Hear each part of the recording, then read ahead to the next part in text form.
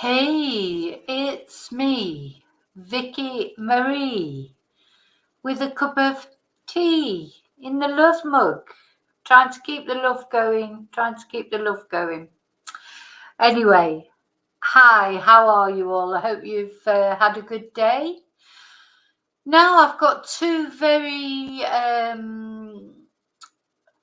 interesting and mysterious and very sad missing cases to talk about to you tonight. And so I'd originally planned to talk about Ana Knezevich, who's gone missing in Madrid, that we've talked about before, and I've got some updates on her. And then Claire, if she's still here, on her first comment that she made when she came on the chat earlier, as I was just about to sort of start the stream, I saw your comment, Claire, saying about Levi Davis, and I thought, oh gosh, yeah, what, has there been any progress on Levi Davis? And of course, I started looking into it, and then once you start looking into something, I found out all these things that I hadn't known about Levi. I'd obviously heard about Levi going missing in Barcelona, and that he was a rugby player, and but it was something sort of in the periphery. I didn't know all the details, so I now know, well, not all the details, as many details as I've been able to find out in 15 minutes. And oh my god, I just didn't realize that was the case was what it is. So I didn't realise how young he was. He was only 24. I don't know why. I had it in my head he was like a retired rugby player. I think he was a retired rugby player. I think it's because he'd been on Celebrity X Factor. I just thought he was older, but wasn't. He was only 24. Bless him. His family must be desperate for news. Anyway, so I'm going to talk about him as well. So we're going to talk about Ana first and the updates that I've got to tell you about Anna's case, and then we're going to talk about Levi Davis, which is another totally mysterious case that you just wonder if there'll ever be a resolution to it. So first of all, I'm just going to say hello to everybody. So hi Claire, and thank you for that, for reminding me about Levi Davis. I think sometimes missing men don't get the same attention as missing women for whatever reason. I don't even know what that reason is, but I think it's true that they don't always get the same attention. So I'm really pleased to talk about his case tonight. Hi Kelly, sorry to hear you've been poorly. Oh, and you've reminded me, Kelly, because Kelly, of course, is in I think you're in Australia, aren't you? And Samantha Murphy, there hasn't really been any updates, but I have got some information to share with you, which I'll be doing a video. So I'll be doing that tomorrow. Hope, there may be some official news by then as well, which, that's still sort of deafeningly quiet. Any news from the authorities as far as Samantha Murphy, the lady that's gone missing in Ballarat, it's still quiet, but I will be doing a video, an update on her tomorrow. Hopefully there'll be some more official information, but if not, I have got some information to share. Hi David. Hi Tina. Oh dear. Hi Jean. Hi Desi. Hi Chumbra, I hope you're feeling a bit better now. It was all a bit traumatic, wasn't it? The news today that we were looking at. Hope you're feeling better. Susan, hi Susan. Hi Amethyst.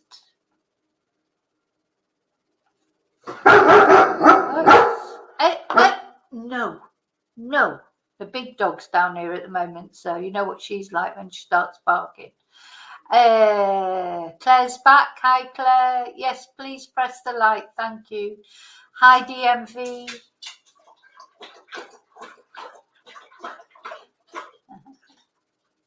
Hi Matthew Godwin. Hi, Mello. Oh, the gang's all here. Okay, so let's start with the information that I've got about Anna. So let's see. Now then, there's a couple of things. First thing I want to show you about Anna is, gosh, again, always got all these windows open, haven't I? Let's remind ourselves. And now CNN have got on the case, so I do feel that Anna's case, which started off, her best friend Sana was saying that maybe there wasn't enough attention given to Anna, or that the police maybe weren't taking it seriously, etc. in Spain. But they definitely are taking it seriously, and I'm going to show you why. But CNN are on the case, which I thought was interesting. So it's picking up. So this article that I'm going to read is from today, from the 20th of February. So it's picking up more attention in America now as well, which of course will always put pressure on the FBI, and the FBI will be in contact with the Spanish authorities. So it just any attention. Oh, and I forgot to say hello to anyone who's watching on my other channel, because I'm sharing this video to my other channel as well, my Spanish channel, because it is about a case in Spain. And the same with the other case that I'm going to talk about. They're both actually people missing in Spain. So Anna is an American citizen and Levi is British. Now, Anna went missing quite a long time ago now, unfortunately. She's, believe it or not, she's 40 years old. She looks much younger, I think. And she disappeared on February the 2nd. So we're looking at 18 days now that she's been missing. So, it is very worrying. I still hold out hope that maybe she's been kidnapped, and not that I want her to have been kidnapped, but that's probably the best case scenario, that she's been kidnapped and she is alive and well somewhere, and at some point they will release her, because she failed to meet a friend earlier this month. But before that, what had happened was she'd been texting a friend. She was looking for a new apartment in Madrid. I wonder if she wasn't staying in like an Airbnb, because the lease on the apartment she was renting was due to run out. So she was flat hunting. She was looking for a new flat. So, she could have encountered someone. She was on her own in Madrid.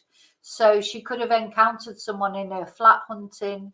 You just don't know. She's an attractive woman. You don't know if somebody had stalked her. Just don't know what happened, do we? So apparently she requires medication, so that's a worry. She was immediately classed as a vulnerable missing person. So, and she is on the missing persons website. And something else, I just want to show you this. I think she is now on all ATMs. So when people go and take their money out at the ATMs here in Spain, her missing poster will come up. I think that's a brilliant idea, isn't it? Because everybody needs to use, when they're thinking about how to maximize attention on a case, well, everybody uses banks, the ATMs at some point, don't they? Or most people do. So, it's a brilliant way of getting her face out there. So that's something that's been done by the missing persons department in Spain. They've put her face on all these ATMs. So that's a brilliant idea, I think. So that can only be a good thing, can't it, to help? Right, I've got to find my way back to that. There it is. I'll put that down. Oh, right, I need to go back to the news article now. There it is. So they are taking it seriously and they are trying the best. So Spain's Interior Ministry identified the woman as Ana Knezevich-Estranged, saying she disappeared on February the 2nd and requires medication. So she's actually Colombian descent. Her husband is Serbian. They were married for 14 years. They're still married, but they are estranged. And we're going to hear from her husband's attorney shortly, because her husband has not said anything. And he was supposedly in Serbia when she went missing. He has not come out and said anything, but now his attorney has had an interview and said, you might wonder why is he speaking through an attorney, but maybe he's just being cautious. So, an image posted on Spain's National Centre for Missing Persons website shows a photo of, why do they use the surnames? Her name's Ana, with long brown hair and brown eyes. She's about 4 foot 8 inches in height. She's only little. You can see that on some of the photos that we see later with her husband. She is, little titch. So her brother, Juan Felipe, told CNN she was supposed to take a train to Barcelona with a friend on February the 5th, but his sister never showed up at the Madrid station, and a missing persons report was filed with authorities that day. CNN do not know who filed the report. Anyway, police have asked authorities from other countries for information that could be relevant to the case, a Spanish government official told CNN. And Anna's friend Sana Ramo said she last exchanged messages with her on February the 2nd. And remember these strange WhatsApp messages? She received a WhatsApp message from Anna that said, "Oh, I've met someone wonderful. He's got a summer house here. We're going there to spend a couple of weeks." And Sana, her friend, has said there's no way that Anna would have gone off to spend a couple of weeks in some summer house with some guy that she just literally met on the street. So that's what she said to her. I met him on the street and there was a connection that was amazing. It's just not likely. And then, of course, the other suspicious thing that happened was when they did go to when Sana, the friend, went to Madrid and went to speak to the concierge from the apartment block to find out that actually the CCTV had been disabled, had been sprayed with black paint the night that she went missing. The CCTV at the doorbell and the CCTV in the hall had been sprayed out with black paint by a man wearing a motorcycle helmet, and all you could see with his eyes. So all of it looks suspicious. Now, the judge originally, when the police first went to the Spanish judge to ask for permission to, check her phone data and, go into her private things, the judge refused permission because he said there was not enough evidence that been foul play. I mean, how much evidence does he need? A man in a black motorcycle helmet goes and sprays over the bloody CCTV. How much more evidence do you need of suspicious circumstances? But anyway, I presume by now he may have allowed that. So the cameras disabled were at the entrance of the building and near the elevator.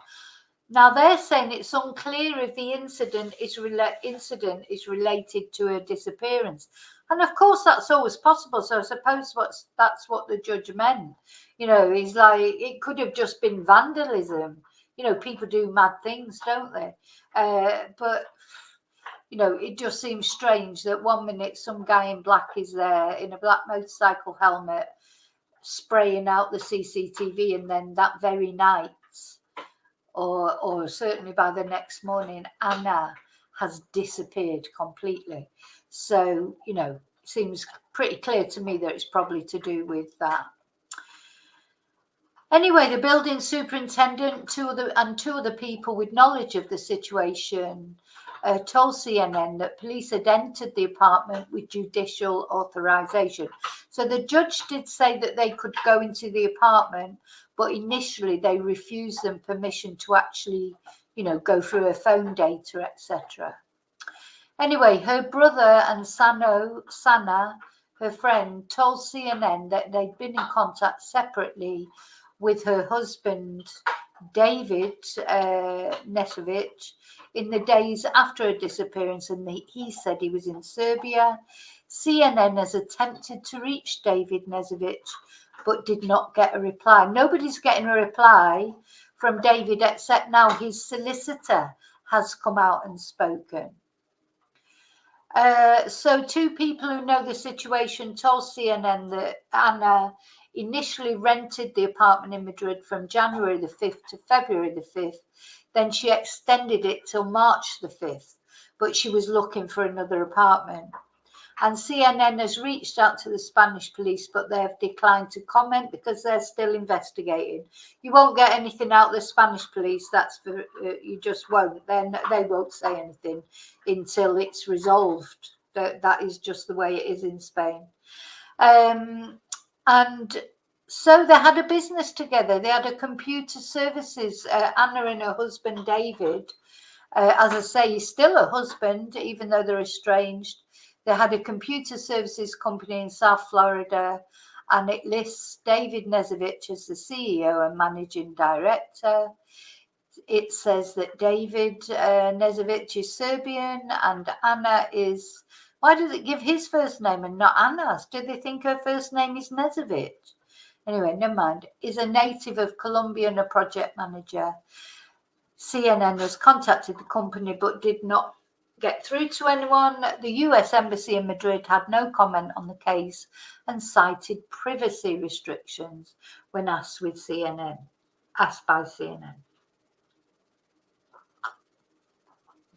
Which is fair enough. So what we're going to listen to now, let me just come back, make sure you're all okay. Oh, hi, Jim. Not seen you for a little while. I hope you're good. I hope the goats are okay. Hi, Ocean. I think I said hello to Mello. I think I did. I think I've said hello to everybody else. As always, sorry if I've missed you. There's a lot of food talk going on. I've had curry today. Right. So let's have a look now. What Ana's husband's solicitor had to say, and let me know what you think. To me, it's strange that why he's got a solicitor, because when you listen to this, you'll see that they didn't even have a solicitor for their divorce. They were divorcing amicably, supposedly. So why has he got a solicitor just to say why he hasn't gone to Madrid? Anyway, here we go. To clear her head. She was going through a divorce, wanted a change of life. She was planning to travel to Barcelona for a day trip with a friend. Never showed up at the train station. Everybody says that's not like her. She sent some notes, supposedly, saying she met a guy and was going away. Everybody says that does not sound like her. She's been missing at least 17 days. We've heard from her brother, her friends, but we have not heard from her husband, David. He didn't go to Spain to help look or return to their home in Florida. He's supposedly in Serbia, which is where he has family. We've tried to contact him many times since we started our coverage. He is invited on the show at any time. He's obviously fundamental to the story. Now we have heard from his lawyer, Ken Padowitz, and we welcome him to the show. Counsel, thank you for taking the opportunity. Thank you for having me. Right, just want to interrupt a minute, because you know how Riley normally comes up to say hello. Well, I've got, look, hey, who's that? Who's that? You come say hello. You come say hello. Yes, you have. You come say hello. So, the German Shepherd comes to say hello today. Hope you saw her. Sorry. Me on, Chris.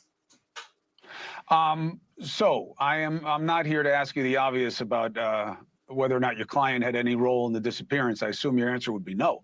What is his explanation for his relative absence of the proceedings since she's gone missing? Well, let me start by saying this, Chris. It is a horrible, tragic situation, and I can't even begin to imagine what it must be like for her family and her friends that she's been missing for this long period of time.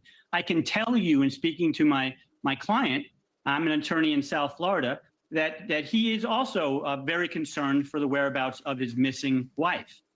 Having said that, I want to clear the air right at the beginning here. He has not been absent through the entire process. He is living in Serbia. His wife, who he's been separated from a number of months, went to Spain and then turned up missing. My client has no friends in Spain. He has no relatives in Spain. He doesn't own property in Spain. He doesn't speak the Spanish language. So for him to be expected to all of a sudden fly to... Now, it's interesting what he's saying here, because in a moment we're going to hear her friend Sana speaking.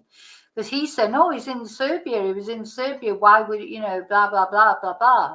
But Sana says that in the beginning, he was not in Serbia. He was in Florida.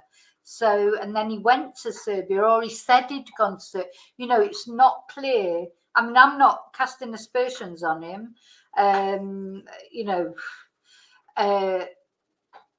I don't know, that he had anything to do with it, but it is all a bit, his story is a little bit mixed up. But I do think that maybe it may be to do with someone from that actual apartment complex as well. So, we can't always think it's the husband, can we? It's just, statistics tell us that it normally is, but of course it isn't always. So, we have to keep an open mind until we know for sure. To another country that he hasn't been in, and to attempt to do something there doesn't seem very productive. What he has been doing is he's been in touch with authorities. He's spoken to the police in Spain a number of times. I have returned and reached out to the FBI here in the United States and let them know that we are available to aid in any way. He's aided the Spanish police in giving them information on credit cards, on attempting to hire a lawyer in Spain, and do all sorts of things to aid the authorities in searching for his wife. And in terms of his not going to Spain, you don't find that unusual? Listen, I think it's a very personal matter. They were separated now for approximately 4 months. They were in the process of working amicably together to sell off their properties. There is no bad divorce. A divorce requires attorneys, and it's a legal process. They had not even hired lawyers. In fact, they were talking amongst themselves about hiring one lawyer to handle the divorce. So it wasn't... Yeah, so what he's trying to say is that their divorce was so amicable that they hadn't even hired lawyers for the divorce. And they were talking about hiring just one lawyer to deal with the divorce, not one each, because it was so amicable. That's what he's saying. So then, which is fair enough, but then why hire a lawyer now then for this? Just to say whatever, he could have come on and spoken himself. I don't know what his English is like. I presume it's good if he's got business in America. Maybe he just felt a bit uncomfortable about giving an interview in English. It won't be his first language. I don't know. Amicable situation. It's a horrible thing that this lady is missing. And again, my heart goes out to her. And I know my client is very concerned about it. But he has been aiding the authorities and helping them in any way he can. I don't know if it's reasonable to expect that he fly to another country that he doesn't know the language, doesn't have a place to stay, and somehow that's going to make it a better search than it is already ongoing. Was he aware that we've been trying to reach out to him to let him tell his story himself?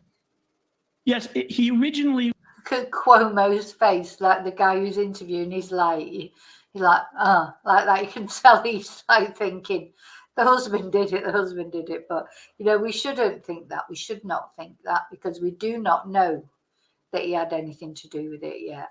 When he retained me, he had started to get these contacts from various media, and we decided at that point that he should remain out of the media and just continue to do help the authorities, whatever questions they had in whatever way he could help. But it comes to a point when this false narrative that there was a hotly contested divorce, which just is not true, that was located in a Fort Lauderdale police report, and it was not accurate. And so at some point, we felt it necessary to come on and to tell the world, hey, listen, this is a horrible, tragic situation, and we hope that she is found sooner than later, of course. But my client has nothing to do with her disappearance and was not even in the same country. What does your client have to say as to why they were getting divorced? Well, I think they just basically grew apart, is what my client told me, that they basically had been married for approximately 13 years. They were successful in business together, and they were successful financially. So there wasn't an issue. In every divorce, you have to divide assets. This wasn't an issue. They were in. Now, I have to say, in the husband's defense, when Sana, the best friend, talks, I don't think Anna had ever told any of her friends that she had any problem with her husband. Not as far as I know, anyway. You know, from what they're saying so far, maybe there are things, you know, that can't be talked about because of whatever investigation's going on. But generally, any friend I've seen talking about him, they have not said that Anna said she felt scared of anyone, or, you know, that, which doesn't mean to say she wasn't. I'm just saying there's no evidence, if you like, you know, there's no friend on there saying, oh, yes, she said that, you know, she was terrified of him or whatever. So, you know, but that doesn't mean to say sometimes people don't say anything, do they? In the process of selling properties and doing exactly that. And again, if this was a contentious divorce, which it was not, you would expect parties to hire lawyers and there would be ongoing litigation. There was no such thing was happening at the time of her divorce. Hey, thank you for watching. Please go to newsnationnow.com. So that was the interview that Cuomo, this guy, did with his lawyer, though. So that everybody's been trying to interview the husband and nobody's managed to get an interview with the husband. But they did. News Nation seem to be getting most of the interviews at the moment. But so they managed to get the interview with the solicitor. Now we're going to look at then, following that interview with the solicitor, the interview that Sana did, her friend, afterwards, following that interview. So we're going to get her thoughts on that interview. Now, something I want to say is I have been in touch with Sana to offer her sort of some advice of how to deal with Spanish authorities, etc. And she has replied. She was very nice. And because, you know, I made a suggestion, because in Spain, they're really hot at the moment on any gender violence, because Spain had a bad record of domestic violence, a terrible record, to be honest. And there's been real efforts to change this, you know, and without going into all the details of what you know, it's like if there's any incident of domestic violence, gender-based violence of any kind, they step on it straight away, and they're instant penalties. It's a sort of the trouble in Spain is everything's complex. It's always a complex system, but because they're so hot on anything to do with gender inequality at the moment. So I gave her, you know, well, I said to her, I think they should contact, you know, the Prime Minister, because he's really hot on it, and he's in Madrid, of course. His party is in Madrid. Also, there's the Equalities Department. Being in Madrid, all the political bases are there. So I gave her some contacts, and she's replied to me. She's been really nice, and I just said, you know, I just hope. I told her that I'd been sharing attention through any of my social media, and you know, at the end of the day, there's nearly 3,000 people on this YouTube, but of course they're from all over. But then on my Spanish YouTube channel is also nearly 2,500 people, and Facebook, etc. So you never know. Some of them are in Madrid, and somebody might know something.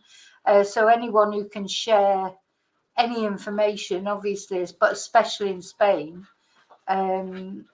is going to be helpful. But she was very nice, Sana. I really feel for her, because I think she feels like she's trying to deal with it all on her own. And she's finding the problem with the language barrier, etc. Anyway, so this is her response now to that interview. In his estranged wife's investigation. How does that comment from the attorney land with you? Do you have any concerns about the husband at this point? Hello, thank you so much for having me and helping. I just know what he told me. I had contact with him a few days after we learned that Ana was missing in Spain. I want to say it on the February 4th, February 5th. I also spoke to him a couple of days into that week, and I spoke to him on February 7th. And he told us, me and his family, that he was in Fort Lauderdale. I asked him to join me in the search effort for his wife. Yeah, so Sana is saying there that on the 7th of February, David, he actually said that he was in Fort Lauderdale, not Serbia. So now he's, so it's a little bit contrary to what his solicitor was saying.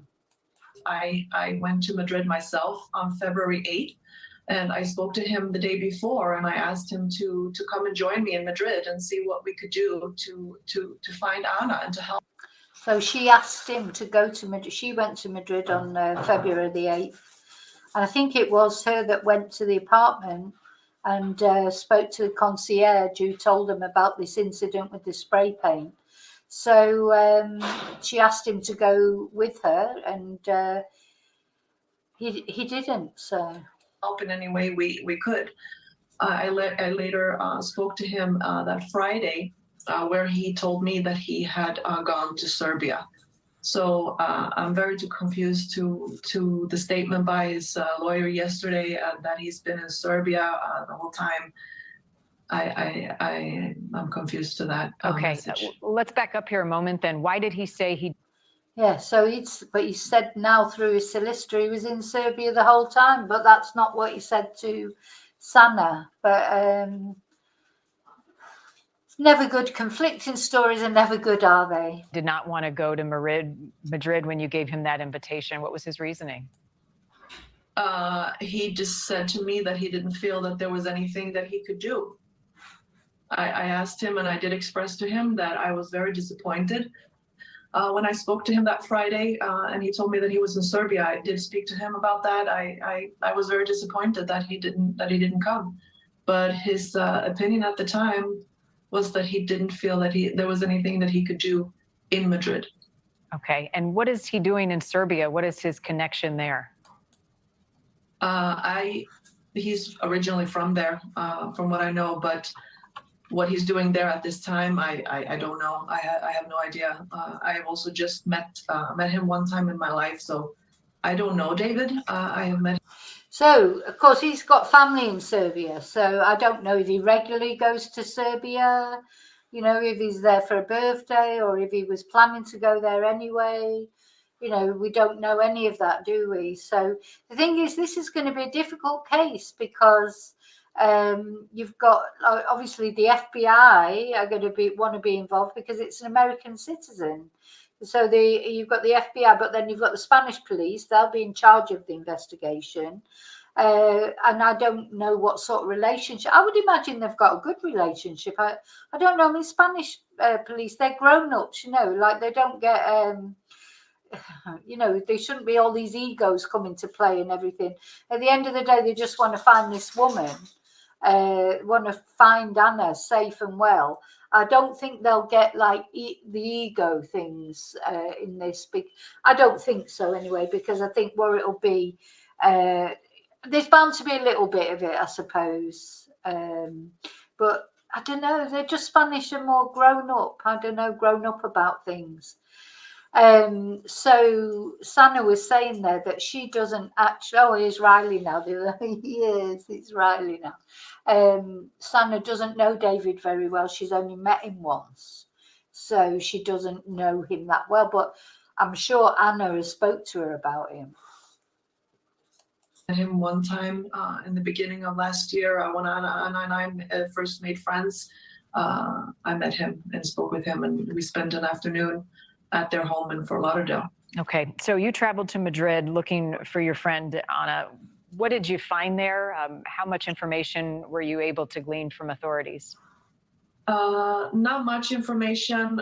When I got there on February 8th, that Thursday, it was almost a week that she had been gone, and I spoke to the police that Friday, and they told me that the judge had denied their request for entering her apartment and her phone records, saying that she could have left on her own. She's a missing person, and that it wasn't ruled out that she could have left on her own, even though that we learned that this man with a helmet sprayed the surveillance cameras in her building, and the messages that was sent from her phone the day after contained very strange information and false information as well, because the message said that she had met a man the day before, referring to Friday the 2nd.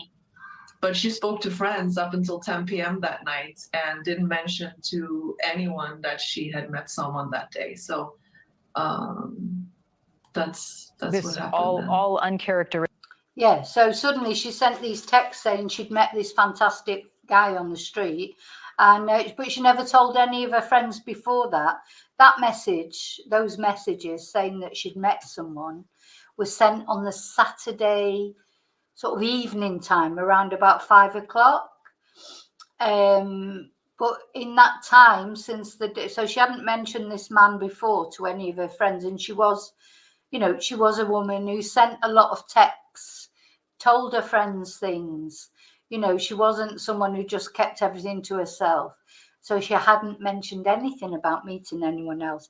And then, boom, the next day, 5 o'clock, out of the blue, these texts, I've met this guy, I've gone off to his summer house for 2 weeks. So, of course, it is suspicious. So what that judge was thinking of, saying that there was nothing to suggest that she was anything more than a missing person, how much evidence do you need, for God's sake? Anyway. Of your friend based on the other friends who have come forward and shared, including yourself. Do you have any doubt in your mind that there is foul play involved in Anna's disappearance right now? No, I have no doubt that there's foul play involved in her disappearance. Sana. So to me, looking at Sana's just trying to sort of control herself and not get upset, but she knows. Don't you, with your friend, with your loved one, or that, the way they normally act. And when they act out of character, if she disappeared a few times before, if she had sort of gone off the grid for a week or so before, you'd think, yeah, well, she's done it again, but she doesn't. So your friends, your family, and when messages are not right, like those messages were not right.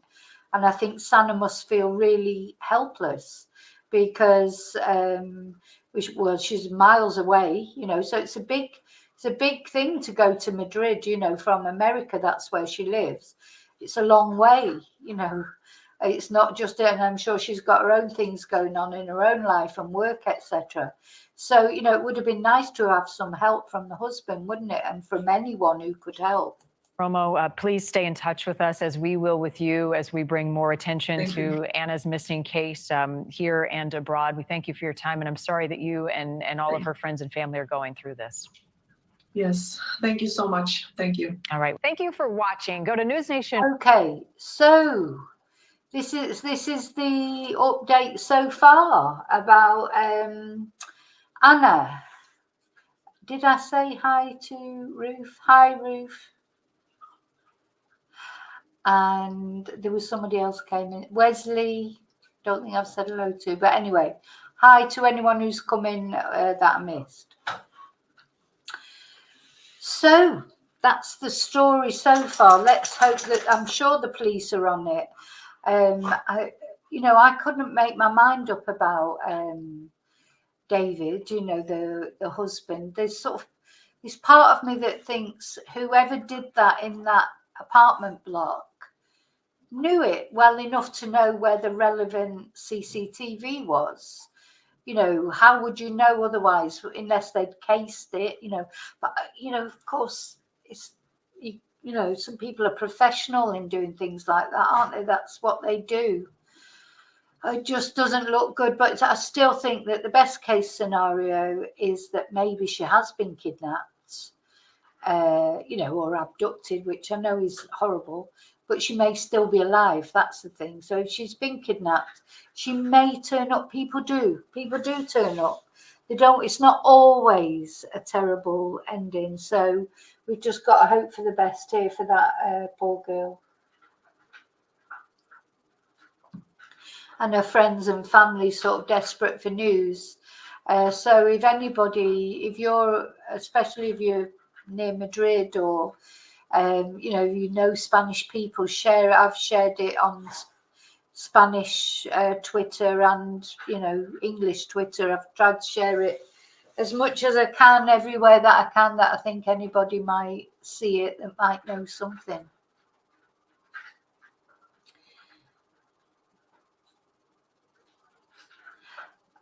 What's that, Jean? You're saying, Die Happy Vicky is doing something tomorrow.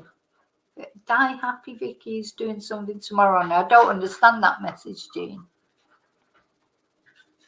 Do you mean that I'm doing something on Samantha tomorrow? Yeah, because of course the other person were, you know, agog, wondering what's happened to is Samantha Murphy, but I am doing a video on Samantha tomorrow. Whatever happens, I'm hoping for some more news, official news, because of course at the moment the police, they're so quiet. It actually does make me feel that they must know something, because to be so quiet, you know, they're not even sort of coming out and doing a conference asking like for information or for you know, anything. They're just not saying anything. They're so quiet. It's unbelievably quiet, the police, I think. Yeah, die happy, Vicky. But you know, the of course everybody's active on the Facebook groups and everything. They're going to do, the locals are going to do a search this weekend, going back out searching. They're organising search parties, etc. So they haven't given up with the actual search, but the police are not searching at all in that area where Samantha is supposed to have gone jogging, gone missing. There's no searching going on by the police. So yeah, Sam update tomorrow. Yeah, you know, believe me, there's no official update, but I've found out some bits and pieces. I can, you know, at least put a video together. Do you know, I haven't even been able to put a video together, like, because there was just nothing to say. That's how quiet it's been, but not, I have got some things that I can say. So then that's it with Anna. That's all we really know about Anna so far. Hopefully we'll get news. I don't know what, you know, I think the Spanish people, police do play their cards very close to the chest. So I wouldn't expect much from the police themselves until they actually arrest someone, to be honest. You know, they are very, you know, if we get frustrated with the Australian police or the British police, the Spanish just definitely won't be, you know, apart from actually putting out the request to find her, you know, and her face all over everywhere, the ATMs, etc. All their investigations will be going on behind the scenes. They won't. I'll be very surprised if they give out any information. But I will keep looking, you know, because I can look on the Spanish news things as well and see. But they're talking about it. They're talking about the disappearance, but it's just really the only information that's coming that I've found on the Spanish news is just what we'll get more news on News Nation, really, because we get the actual interviews like with the solicitor, etc. And those sort of things won't appear on the Spanish news because they're not in Spanish. So her brother has been talking on some radio stations, but in Spanish, because of course Ana was Spanish speaking, being Colombian. So he's been speaking on Colombian radio or Spanish radio things, but of course there was no point in me playing those because then, you know, there'd be a language problem. Maybe I can find a way around that, I don't know. Okay, so what I'm going to talk about now, I don't want to talk about Peter Folding, Susan, at all. Thank you, sorry. What I'm going to talk about now is the guy that Claire mentioned.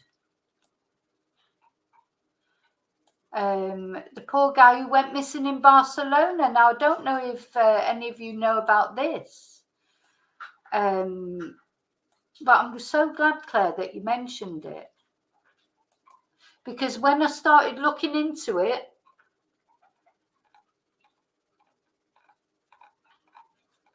it's a hell of a story, this. And his poor family, I don't know if they're ever going to get answers. But this guy is Levi Davis. Let me get a picture up of him. I'll put a couple of windows down and I'll get some pictures up of Levi Davis. So I don't know if any of you know about this case. As I say, although I knew about it because it had happened in Barcelona, but I didn't know the full details. Now, Levi, let me put the picture up so you can see him.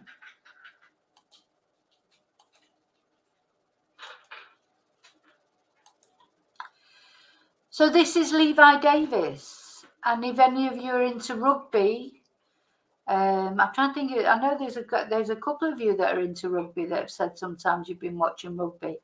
Rugby union. He's a rugby union player, or he was, or he still is, because we don't know for definite that he's not on this earth anymore, though it looks quite likely. Although his family obviously is still living in hope. But he disappeared on the 29th of October 2022. So not last year, but the year before. And I didn't realise how young he was. He's younger than my son. He was born on the 12th of March, 1998. So he was only 24, I think, when he disappeared. I'm going to have a little look. I'll put his photos up so you can have a look at his pictures. Now, he's quite sort of, I didn't realise this story was so intense, but he's an English rugby union player who played as a winger, and he is suspected to have drowned.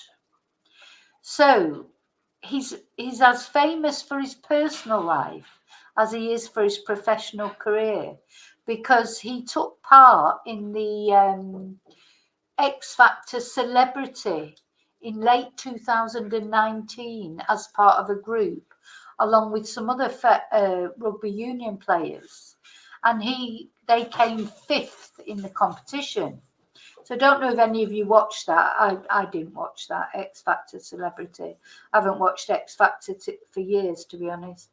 So in September 2020, he came out as bisexual, and this made him the first professional rugby union player to come out as bisexual while still playing. And he then released a single called With Me under the name Leda on the 14th of September 2022. Now, there's a few other things happened. I'm reading from Wikipedia here, but there's another few things that I'm going to tell you about in a bit that aren't included here. But let's just read out what's on Wikipedia for the nuts and bolts of this case. So in November 2022, he was reported missing after his former rugby club issued an appeal for information on his whereabouts, and he was last seen in a pub in Barcelona in Spain. If you're still there, you'll probably know about this case. On the 29th of October. And it says here, the way they put this, his passport was located at a Barcelona port in November 2022. Where it was found, I don't know, just says his passport was located at a Barcelona port in November 2022. Now, he is suspected to have drowned in the sea near the commercial port in Barcelona. As a person matching his description, I mean, this is weird. A person matching his description was found drowning around the time of the disappearance. So somebody was seen drowning who looked like him, but when they attempted to rescue the person, they couldn't rescue them, and the body was never recovered. I mean, how mysterious is that? So somebody looking like him, somebody looking like Levi, was seen drowning in the port, but they couldn't get to him and get him out of the water, and the body just disappeared and has never been found. So it's a very, very, very mysterious, I think. And then the more you look into it, something maybe Claire knew, but I certainly didn't know. That's right, there's CCTV footage of his last sighting somewhere. But look, did you know about this? So he made a video because he made some accusations. He made accusations that he had been filmed by somebody famous while they were, having intimate relations. Now, who is it who's accused of filming people when they're having intimate relations? Who is that? Do you remember? I mean, I'm not mentioning any names, but there was somebody recently sacked from a television program because of rumours of filming people in intimate situations and blackmailing them with these videos, wasn't there? Now, I couldn't possibly say that this is anything to do with it. But what we're going to look at is what Levi had to say. So then I found this,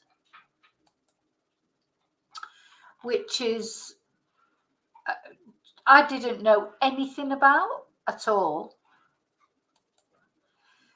which is this article, and it's his last video. He made a video before he disappeared saying that his life was in danger. So this promising young rugby player who dabbled in reality television, 24-year-old Levi Davis, had the world at his feet. So on October the 29th, 2022, the former Bath player was in Barcelona, having just arrived in the Catalan city following 8 days in Ibiza. Travelling to the Mediterranean island to chill following several setbacks in his rugby career, mainly injuries. It would be here on October the 25th where Davis would post a chilling revelation on his personal Instagram account. Starting the video, Davis says, "Hello," and we're going to watch the video, but this is just what they're saying. He says, but we're going to watch him say it in his own words. "Hello, my name is Levi Davis, and my life is in danger." Whilst this statement alone cut to the bone, causing grave concerns about his immediate welfare, the details that Davis would go into felt like something out of a Hollywood hostage film. Reaching out to those in his life, speaking slowly and clearly, Davis went on to say, "This is a call to my friends from school, university, and my colleagues in rugby. This is a story about police corruption and government corruption and also organised crime. I ask, no, I beg that you share, but that you listen and try to understand what I am telling you." So, having clearly outlined the imminent danger he was feeling, Davis began to explain how the situation he now found himself in began. This all began in London, he said. After the X Factor, I had many new friends and many old ones who started when I was speaking with a friend, what I would now call an acquaintance. It's important for you to know that I am a personable guy. I believe I am humble and I will speak to anybody. I didn't used to have a guard up, but for reasons I'm about to tell you, I have not been myself for a very long time. 3 years ago, I came off the Celebrity X Factor and I met many new people, and one of which, who I will not name, I wish they would name these people. They're always frightened to name them because they're so powerful. It's like Jimmy Savile all over again. We began a relationship, which became a friend, which was formed through music. Davis would go on to explain in grim details how this newfound friend would exploit him in a telling moment that offers an insight into what may have led to his disappearance. Many times we had met, but on the last occasion, I was drugged and I was blackmailed. After this, I appealed to my club for help and I appealed to my agent for advice. I do not blame anyone for this, as we are all an aggregate of our own decisions. However, the response I got was one that my agent advised would be best to resign, as he believed the club were going to fire me. After I asked them for help, I believed I was being filmed doing sexual acts after I was drugged, which many would call RAPE, and by law we would call it RAPE. Clearly, these accusations could not be taken lightly. At the time, the then 24-year-old had signed for Championship side Ealing Trailfinders from Premiership side Bath Rugby. So speaking at the time of his signing, Davis said, I'm massively excited to have signed for Ealing Trailfinders. I came here for a short loan spell and enjoyed the culture, the success and the quality of the personnel. It's clear that the club have massive ambition, so it made absolute sense to me as I have big ambition too. Thus, it would appear in the video he was talking about the West London club without ever mentioning them by name. As he touches upon in his statement about joining the club, Davis had spent the previous season on a short loan from Bath. His release from Bath was based purely for rugby reasons, with the club saying they supported his time on X Factor, during which time he performed as part of a group with former England international Ben Foden and former Scotland international Tom Edwards. Whilst the club supported Davis's decision to compete on the reality show, several teammates were less keen on the idea of a then 22-year-old splitting his focus between the sport and another career. Bearing in mind Davis had just made his debut for the Bath first team, the decision to feature on Simon Cowell's show was at odds with what many would expect from a burgeoning star. One such player who advised Davis from splitting his focus was a former England winger, Tom Varndell, who was a mentor and supporter of Davis. I could understand the reason for Ben Foden and Tom Evans doing it because they'd effectively come to the end of their careers, but Levi was still only 22. So that's why I think I just assumed that he was older than that, because I just assumed, normally when people go on these sort of celebrity things, it's because their career is over, isn't it? They don't normally go on things like that when they're in their peak of their career. So for me as a player, you'd think your focus would be on playing, but Levi obviously wanted something different. He's a brilliant singer and music is a huge passion for him. But you go on to a massive show and of course it's going to be a distraction. And during this period, Davis would become Levi. I hate it when they use the surnames. Levi would become the first openly LGBTQ plus professional rugby player, that should be, in a moment that would be regarded as a landmark announcement for the sport. So he came out. Levi Davis, this is an article from Gay Times. Levi Davis becomes the first professional rugby union player to come out as LGBTQ plus. And this is a tweet from the Gay Times.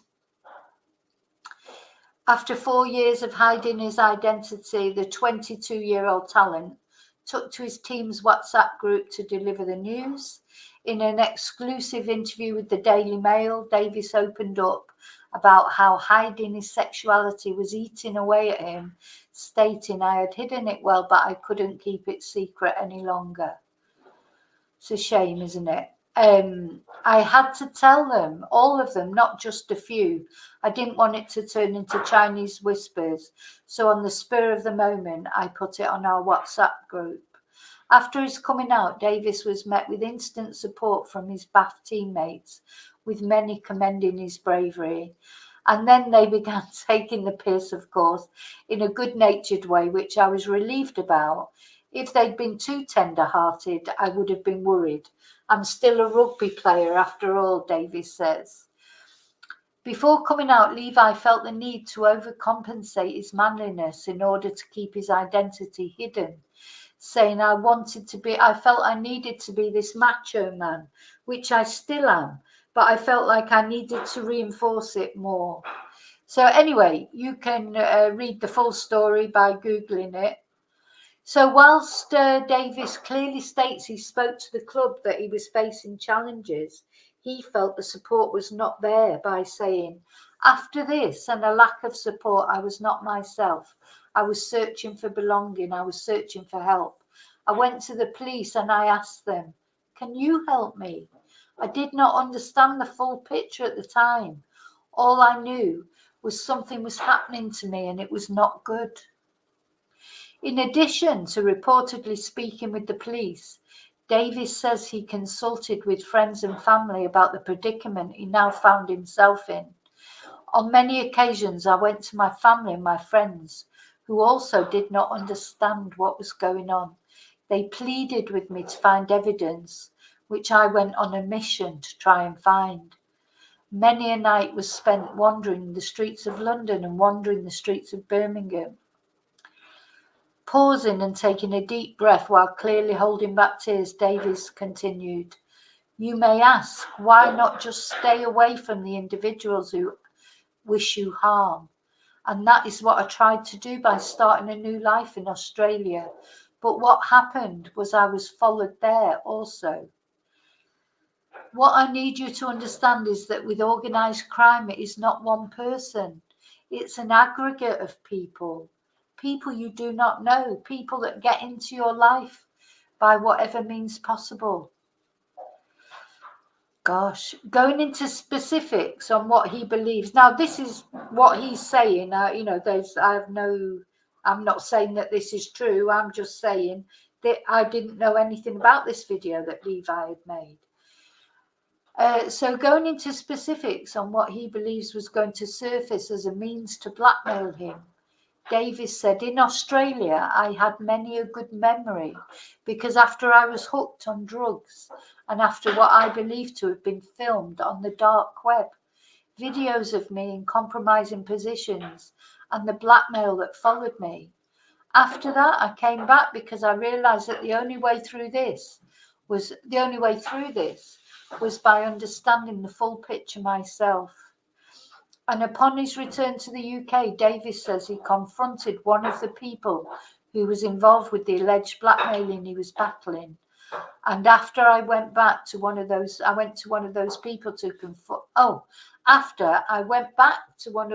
people to conform to their demands, because I was told by them in ways that are not direct but that are absolutely true.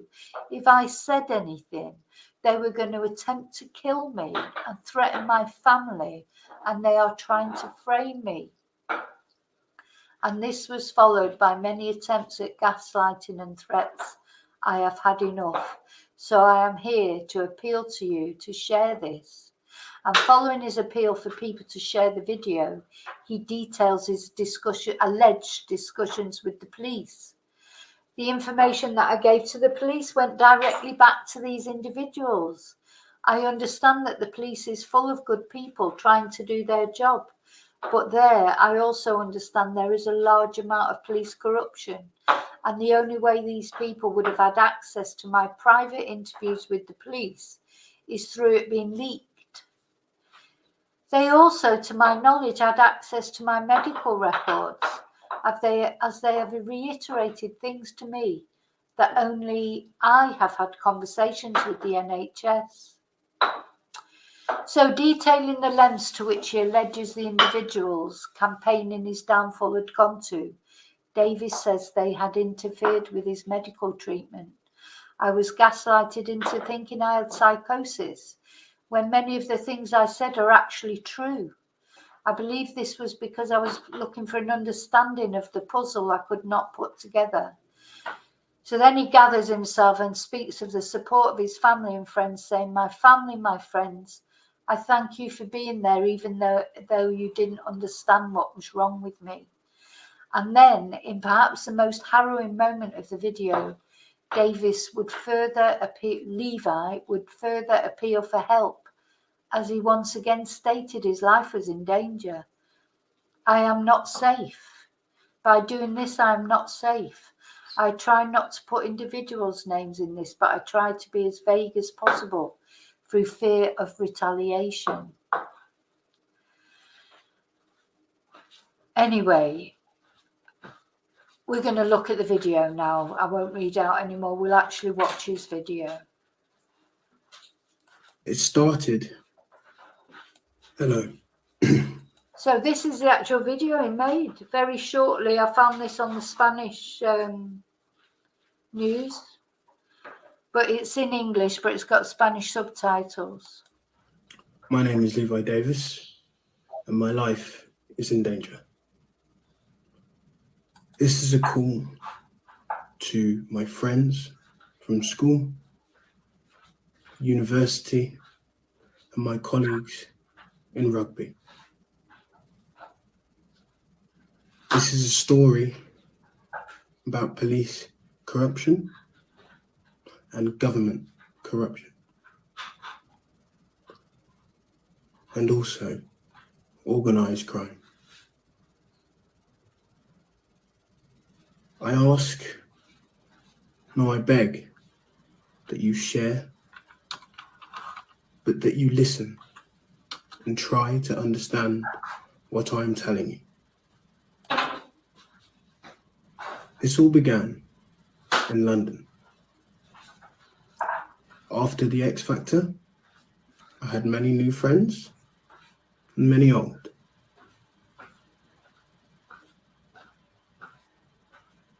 It started when I was speaking with a friend, what I would now call an acquaintance.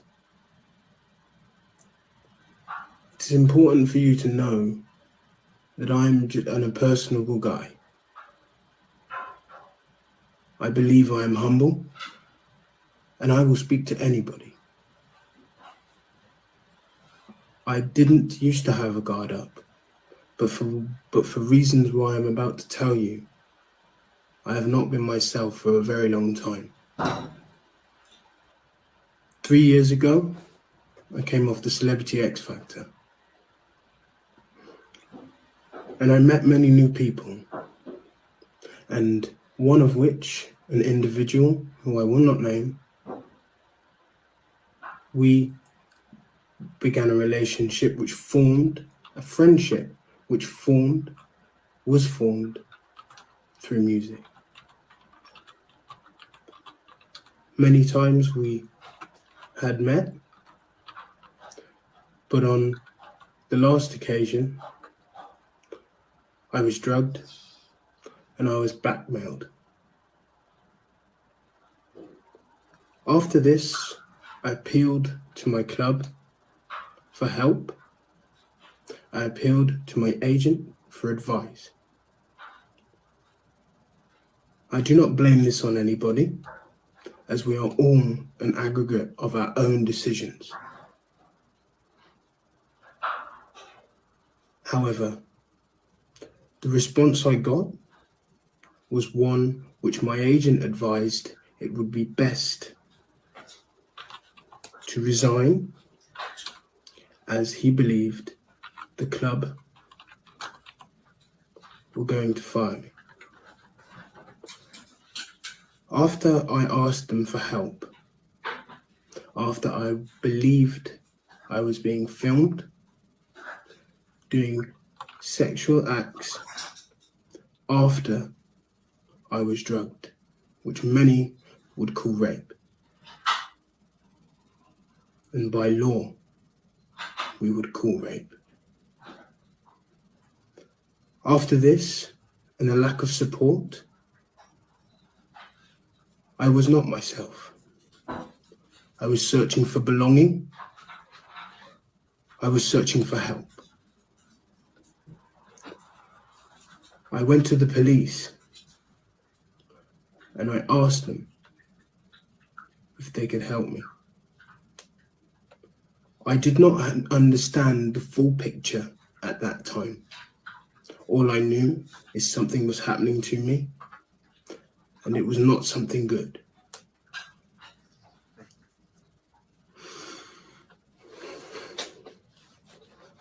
On many occasions, I went to my family and my friends who also did not understand what was going on. They pleaded with me to find evidence, which I went on a mission to try and find. Many a night was spent wandering the streets of London, wandering the streets of Birmingham.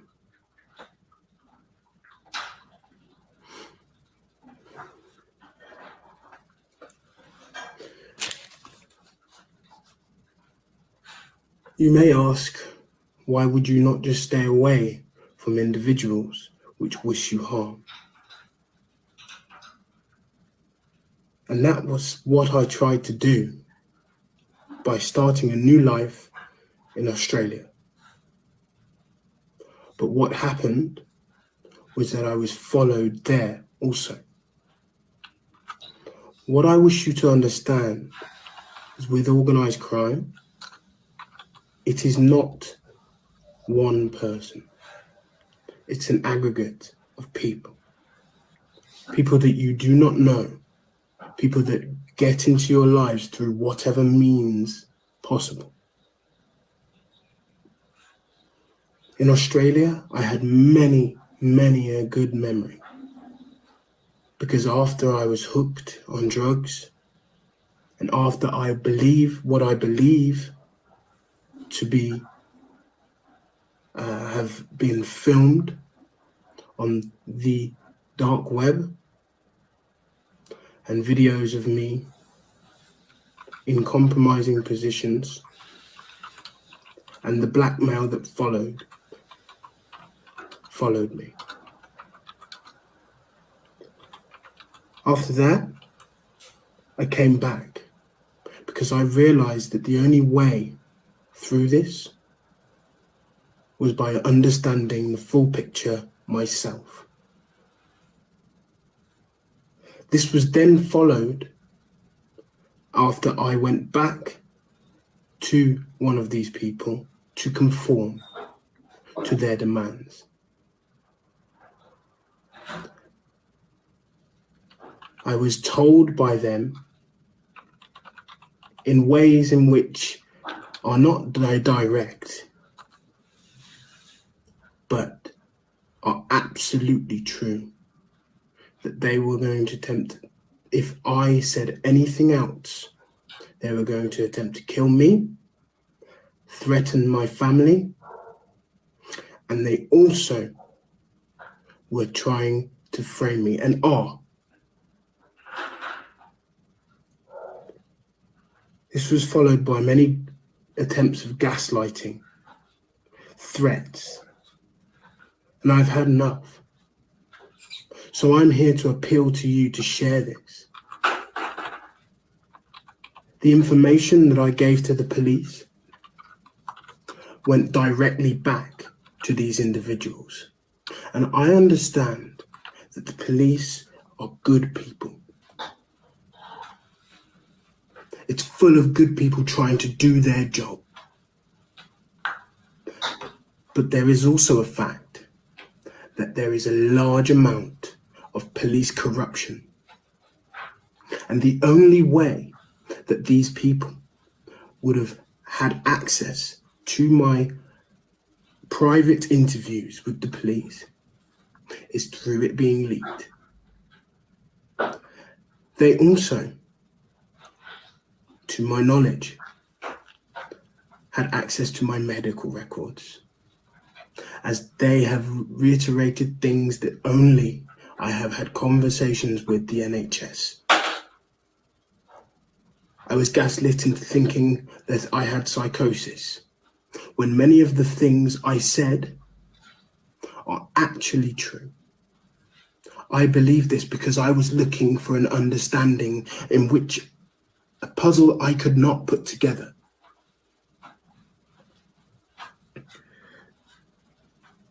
My family, my friends, I thank you for being there, even when you didn't understand what was wrong with me. But I am now not safe. By doing this, I am not safe. I try not to put individuals' names in this, and I try not to be as vague as possible through fear of retaliation. However, I understand that I am not the only one this is happening to, and that this has happened to.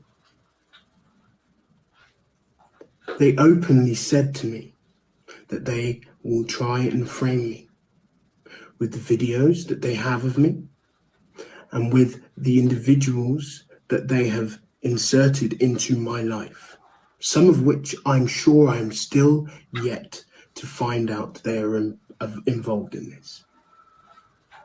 They seek to undermine me. They seek to make me look like I am paranoid, like I am crazy. That is why I have that diagnosis of drug-induced psychosis. This is me taking my power back. I understand that they have videos of me, hence why my OnlyFans makes sense to me. Many years ago, I would not have done this, but I am sofa surfing. Through the amazing network of friends I have, I am so fortunate and I'm so thankful to the Samaritans for my rehab in Canberra, Australia, and also to Men's Link for counselling me and allowing me to see this for what it is. I do believe that this is a lot bigger problem than just me. Hence why I risk my life to do this. Now, after this, they will throw everything they have to make me look and shape me into a corner. And for a while, I was conforming because there was no way out. Conforming to try and understand their demands. In a corner, I was riddled with confusion, which is their intention. A metaphor for this would be being in a corner in the fetal position. That's what I was, scared. On the surface, I had to look normal. They told me to look normal. Videos in which they could get money from me on the black market, on the black web, I don't know, dark web, whatever you want to call it. I'm no expert, but I do know what happened. Shaping me into positions in films, shaping me in role play, all in the name of companionship. But these are not my companions. These are not my friends, although they shape as them. But as a man of God, he did not give me a spirit of fear. He gave me a spirit of hope. And that is why I am posting this today. I hope that as my friends, you can share this and ignite it for what it is. They told me, and they tell me, that they have links to journalists. We don't know, I do not know how high this corruption goes. Are the stories they tell me true? Or is it something to scare me, to conform? I do not know. But they did say that they have links to a government minister. Think about that for a second. They've infiltrated my family. Members of my family, they've threatened my little sisters and brothers.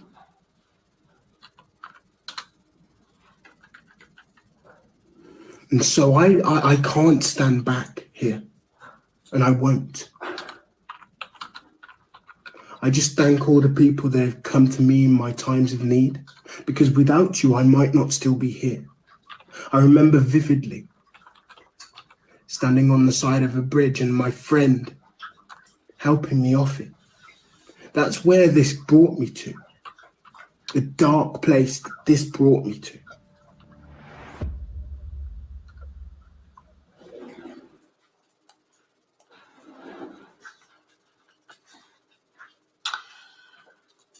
Okay, so it's quite thingy that, isn't it? You know, I found that quite difficult to watch, to be honest. And I don't, Julie, I don't think it will be Tony B, because he said a government minister. Tony Blair's not been a minister for years. I've got, you know, I feel like I've got my own ideas who it is. It won't be Tony. So he's talking about a government minister to, you know, like when he was saying that, which was 18 months ago, Tony Blair wasn't a government minister then. So I personally don't think I'm not saying Tony Blair's not involved, I don't know, but I don't think that's who he's referring to there. But it's very profound that, isn't it? I mean, obviously, one way or another, whether you know, believe what he's saying, or he obviously has been through quite a bit, and then he did disappear, you know, presumed dead just shortly after he made that video. So either he's deleted himself because he can't cope with the whole situation, or you know, maybe there was some foul play. We'll never know, will we? I don't expect we'll ever know. I don't know what his family think of it all. Just seems,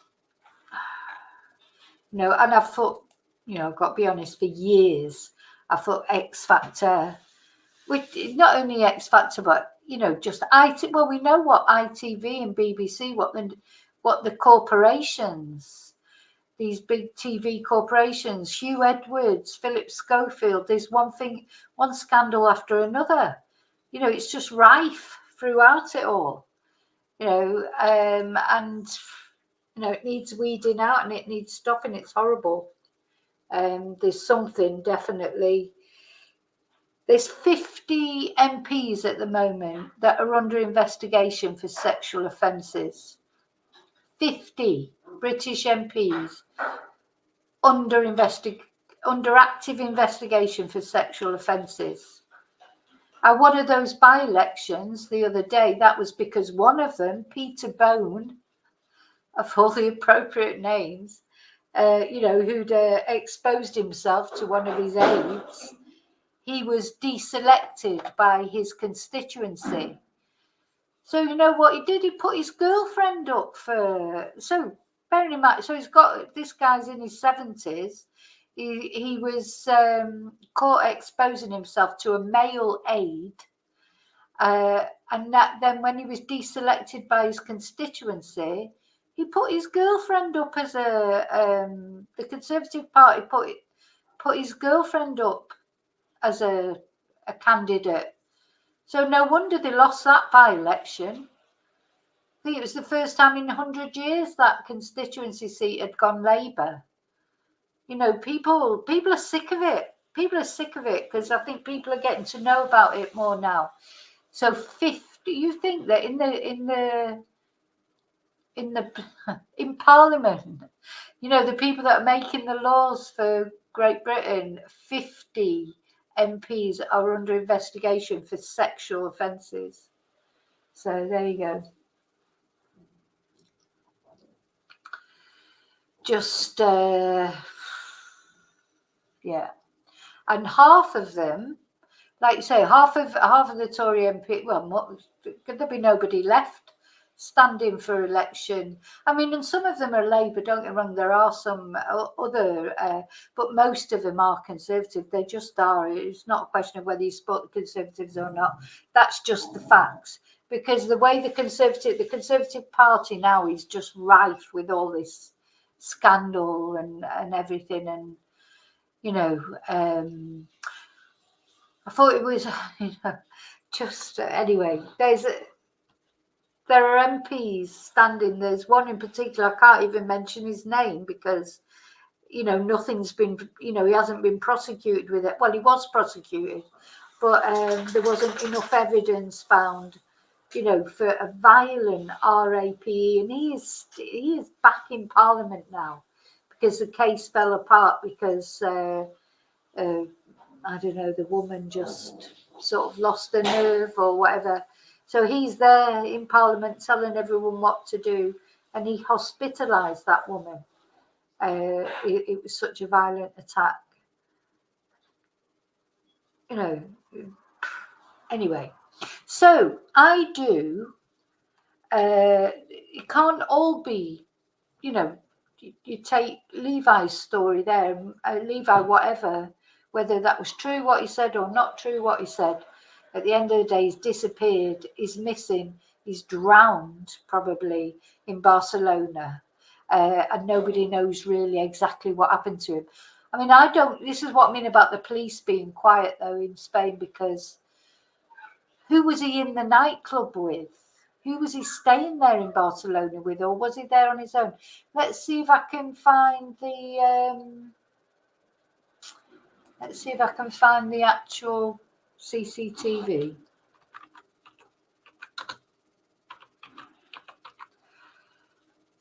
Oh.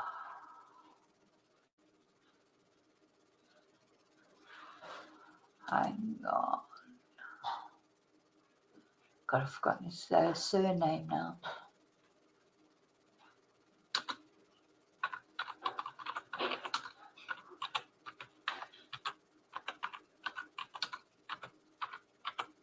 I'm sure there was some CCTV of him that night. Yeah, let's have a look.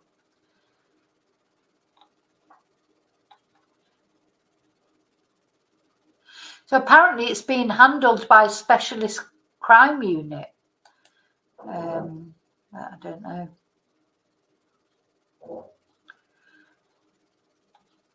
Here we go. Right, let me get this up.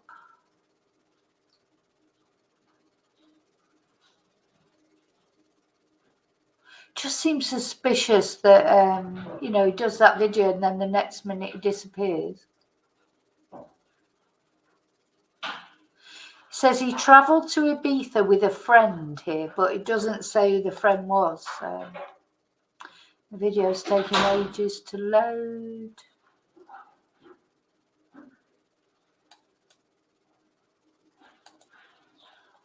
Hang on.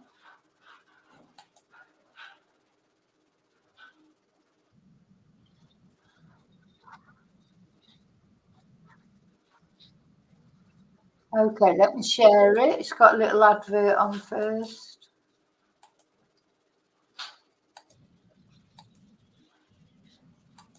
Un montón de ombligos. Y esto básicamente funciona como los tatuajes que uno se pegaba con agüita, entonces bueno, vamos a pegarlo a ver. Voy a poner estos como por acá porque mi ombligo original está por acá abajo. Where's the CCTV? How many adverts have you got to sit through?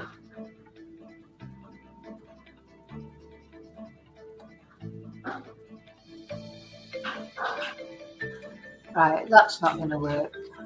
Hang on, let me try and find one on YouTube.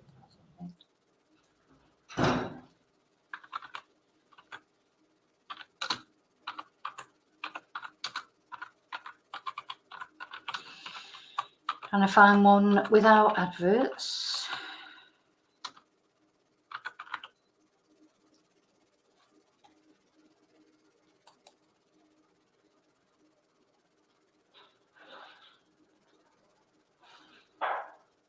I've seen that.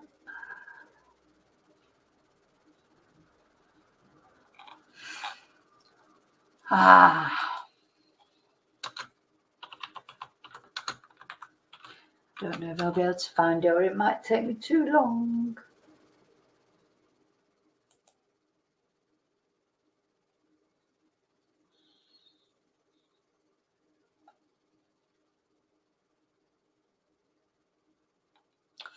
No, it's not coming up. The video, you know, the video is coming up of what we've just watched, but not the actual CCTV.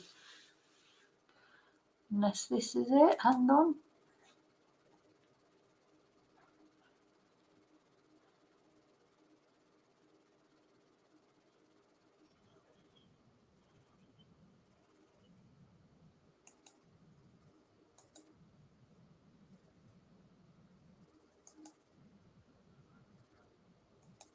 So actually this, it's not the last CCTV, but it's the last audio message that he sent. Let's have a listen to that. Does sound a little bit final, to be honest, but let's see.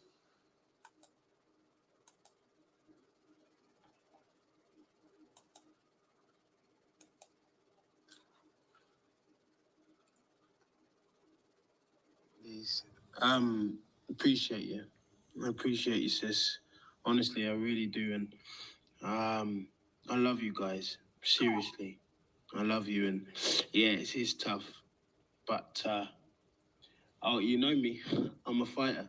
You know me, I'm a fighter. And that's what I'm gonna do. Thanks for getting in touch. I really, really, really do appreciate when you guys get in touch. And I'm really sorry. I've always been awful, but especially over this last period, it's been really hard keeping in contact. But no, big love, and I'll catch you guys soon, 100%. Yeah, that was his last voicemail message, but to his family. But anyway, it's very sad. Whatever happened to him, it's very, very sad.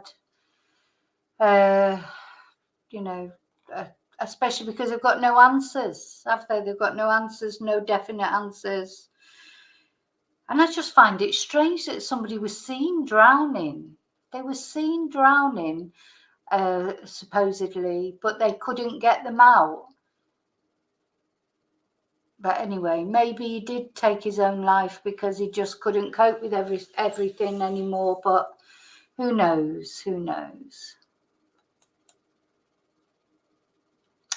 That's right. They're not knowing. They're not knowing. I'm going to look into it a little bit more because I honestly didn't know about all that. So till I just sort of started looking for some photos of him and see if there was any news about him. And sort of found all that, but I will look into it another time for another video as well.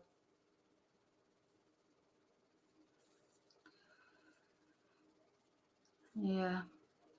Very sad. Very sad. I think we can all agree on that. I'll just try once more, just see if his family have got said anything. See if there's a recently.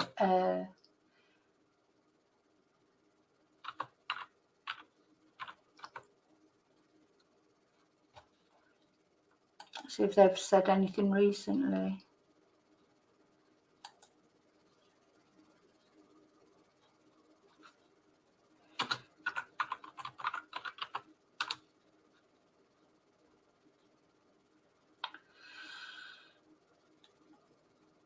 Well, this interview here, they just saying they still live in hope. The family still live in hope. And this was a year after he disappeared. So it was October last year, his mum said. Let's have a look. I might as well, I should share it with you. Hi, Rio.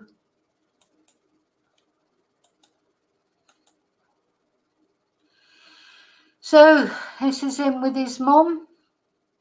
I said that the year's anniversary was bringing it all back again, the emotions.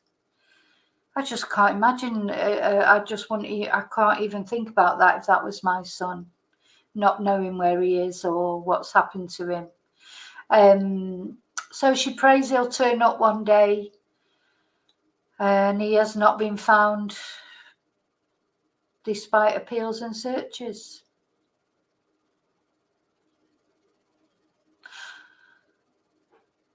So that message that we listened to, that was his last WhatsApp voice note.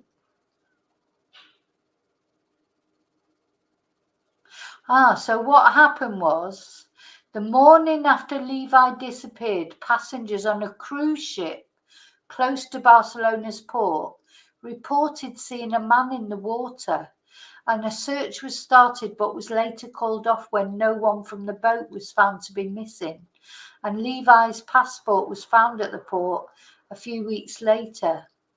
And in May, police in Barcelona confirmed they were investigating the possibility that Levi had drowned and released a video showing officers conducting a boat search of the port area.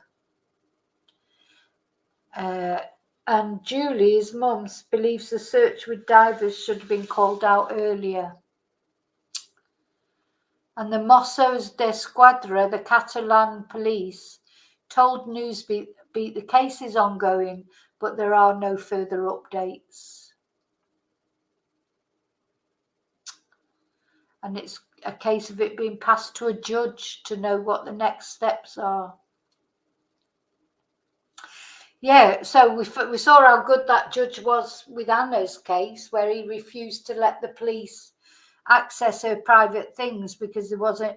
So yeah, the investigations are directed by a judge in Spain, so they have to get permission from a judge for everything.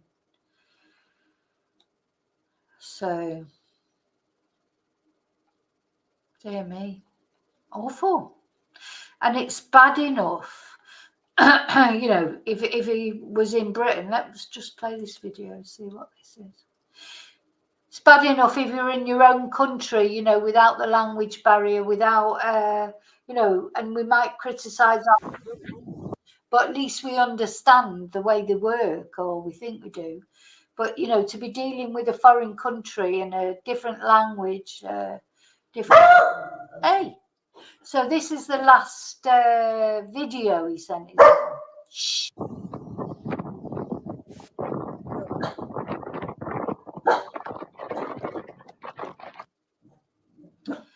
The last video that he sent his mum, right next to the water. That's a bit haunting, isn't it? So this is obviously the view.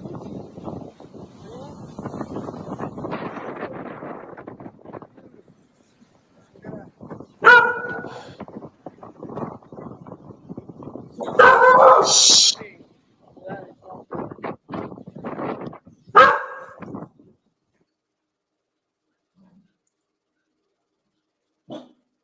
There's the CCTV, is it? There he is.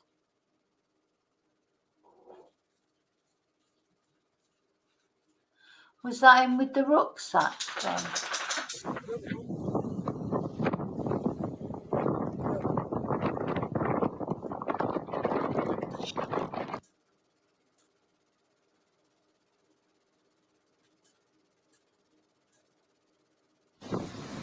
So this is obviously the view.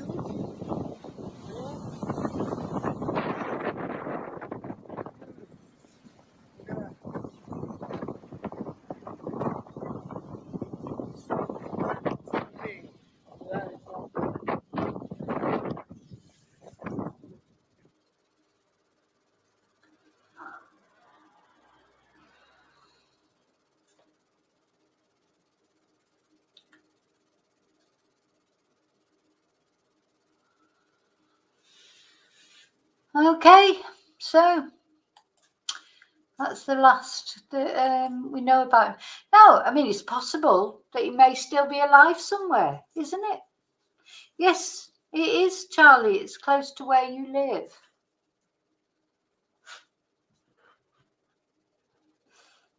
Anyway.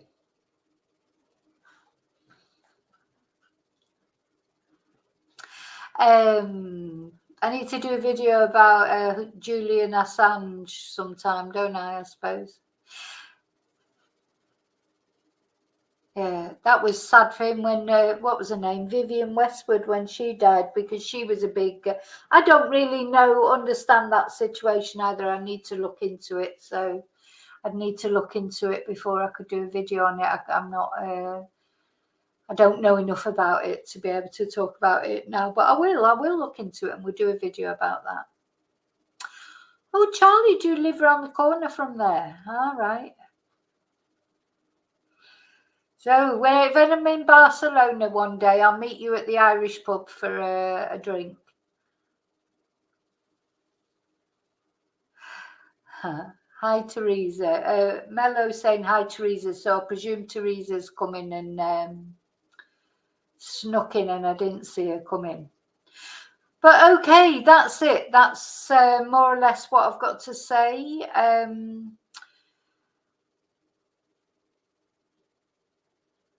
Oh, Ocean knows Barcelona as well.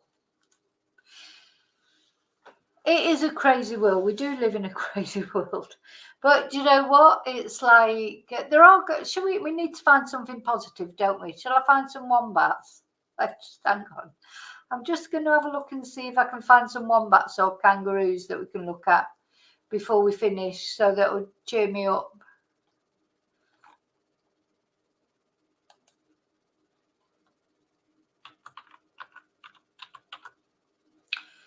Yeah, sometimes you just have to switch off from true crime and what have you, because it is quite depressing.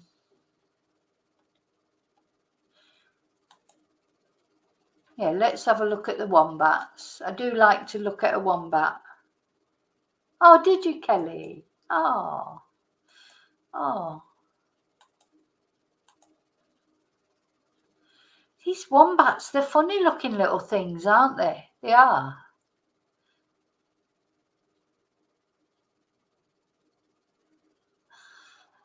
They look like, you know, they're just, oh, like they're dead slow 1 minute and then they just do like mad jumps.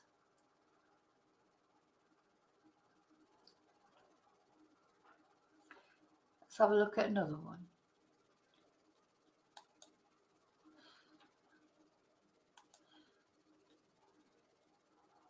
Oh.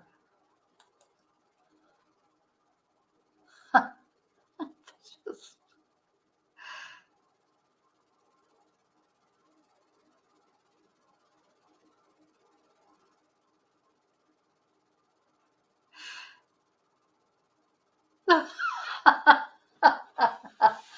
They just fling themselves all over the place. 1 minute they're just there and you think, my God, they're not even going to move, and then they just start jumping around.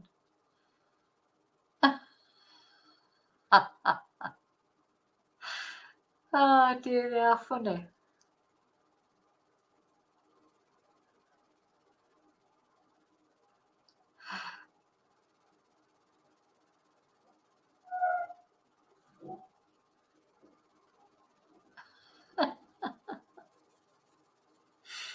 You could just watch them for hours, couldn't you? They just make you.